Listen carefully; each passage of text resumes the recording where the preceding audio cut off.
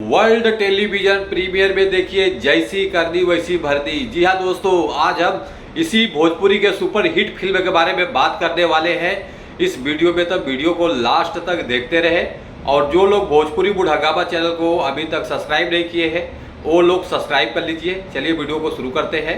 नमस्कार दोस्तों, मैं हूँ सतीश। आज की इस वीडियो में हम जानेंगे जैसी करनी वैसी भरनी, ये भोजपुरी का सबसे टॉप फिल्म होने वाली है। इस फिल्म में काम किया है मनी भट्टाचार्य जी हैं और अयाज खान जी हैं, जो कि फिल्म बहुत सुपर डुपर हिट है। इस फिल्म का कहानी बहुत ज़बरदस्त है, पारिवारिक फिल्म है और स्टार कास्ट में नज़र आने वाले हैं मनी भट्टाचार्य जी हैं, अयाज खान जी हैं, मेघा श्री जी हैं, माया यादव जी हैं, बाकी और अन्य कलाकार इस फिल्म में काम किए हैं।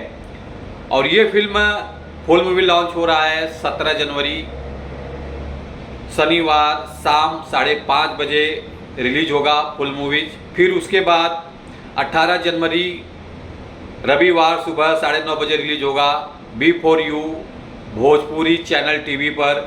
ये फिल्म आप लोगों को देख सकते हैं। आप लोग इंतज़ार कीजिए, बहुत जल्द आप लोगों को टीवी स्क्रीन पर ये फिल्म देखने को मिलेगा।